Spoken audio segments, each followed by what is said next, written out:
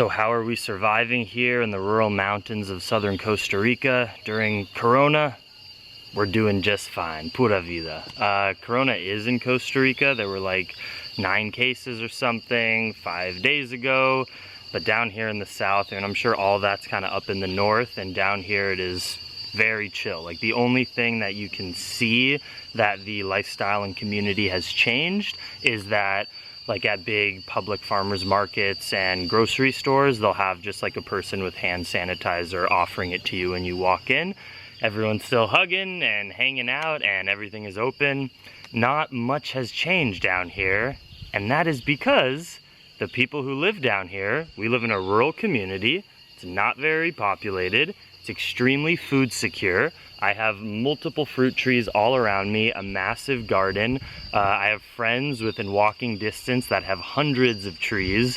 There's food security here. There's water security everywhere. There's clean water, just a couple, literally a minute's walk from my house. I can go get water without asking or needing the city or permission.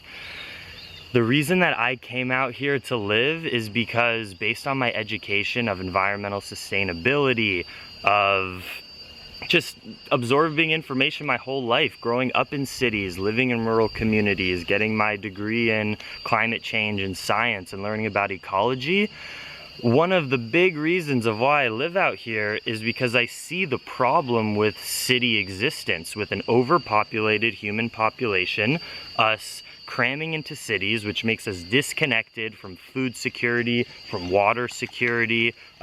We get less connected to each other. We've started using more antibacterial soaps in everyday use. There's nothing against antibacterial soaps or antibiotics. Those are so important and have saved lives, but only in a medical way when you actually need it.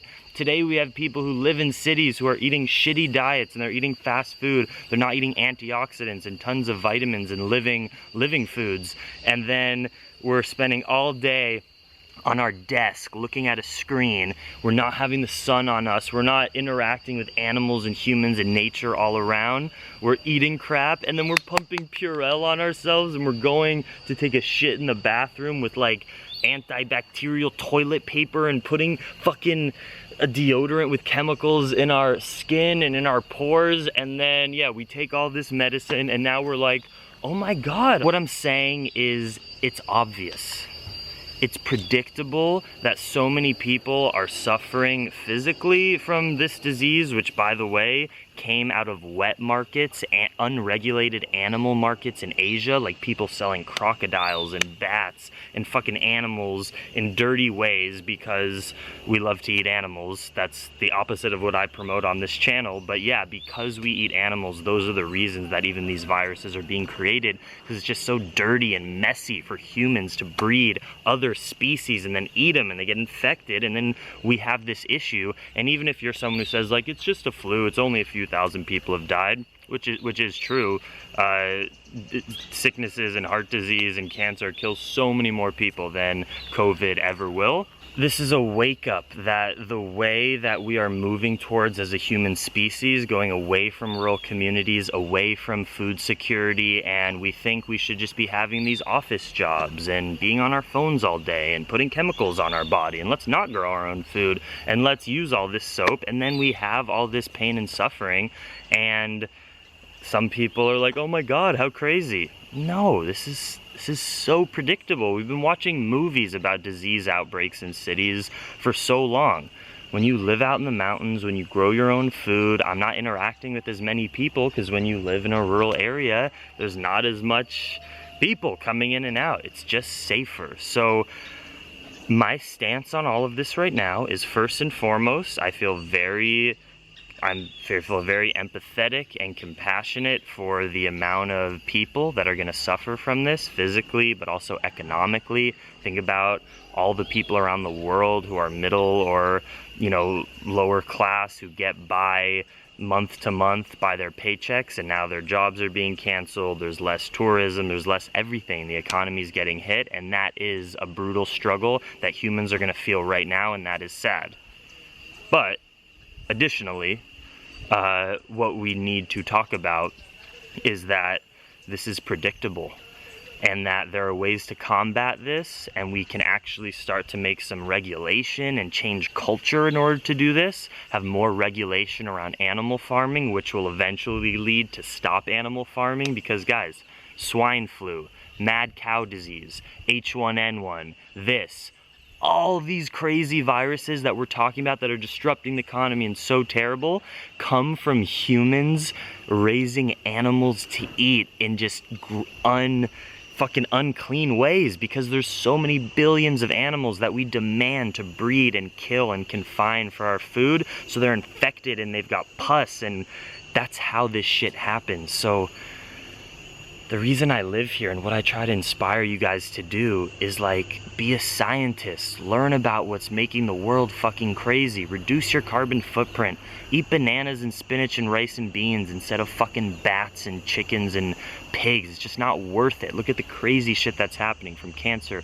to heart disease, depression, Alzheimer's, and now disease outbreaks, which meat is not the only reason that all those, is not the culprit for all those things single-handedly, but it's all connected to the way that humans are living stupidly. We gotta eat less animals, we gotta eat more sustainably, we have to go back into smaller communities. We can't expect that we can live in a city and use all these soaps and fly around everywhere and have pollution and it's always gonna be good. We're never gonna suffer. Come on guys, the reason I'm doing this is because, and living out here and growing my own food is, I think it's the solution. And look, we need cities too. I'm making a video on a camera, so the person who designed this camera, he or she couldn't have lived out in my lifestyle because they had to like be in a city. So I get it. Nothing I'm saying here is perfect.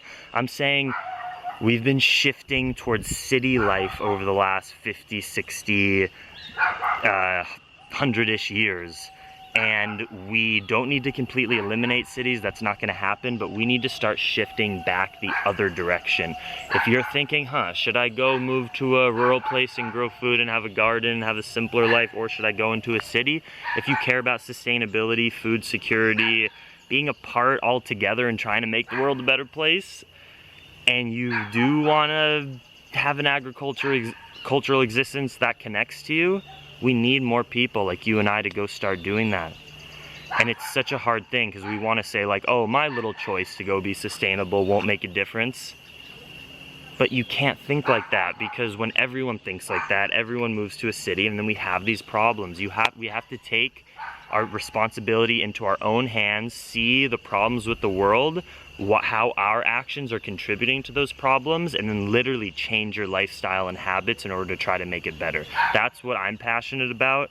And the way that I'm doing that here is to eat clean and live dirty. Don't be afraid to poop outside. That's really good actually for preventing viruses. You could also get sick from being too unhygienic, but it's about a balance. You don't want to be too unhygienic, and you also don't want to take a shower with antibacterial soap every goddamn day. In the same way that you don't want to take antibiotics every day. Hang out with your friends. Don't be too scared of corona. If you're under the age of 80, even if you get it, you probably will not die. There's like half of 1%. I think this is real. It's affecting the economy. It's sad. It can be dangerous for super young or super old people. But for the most part, this is all a fear thing. It doesn't need to be affecting the economy. If you get it and you eat healthy, you're gonna get over it, you're gonna get sick, and you're gonna be fine. And look what's happening, disrupting the economy from people's fears, because no one knows about nutrition and lifestyle, when really if they knew, just frickin' wash your hands with some, maybe with a bit more natural soap this week, eat really healthy, get good sleep, and keep living your life. And go to a rural place if you connect with that, and start a garden, start growing your own food, and you'll realize that this world isn't as crazy and, I mean, it is crazy and broken, and there's so much violence and discrimination and environmental unsustainability. But the birds are also chirping and the flowers are out, and this is the one life you have. So go somewhere that feels meaningful for you, that you can live a safe life. At least that's what I'm doing. Okay, that's my thoughts on Corona. Interesting video. Peace.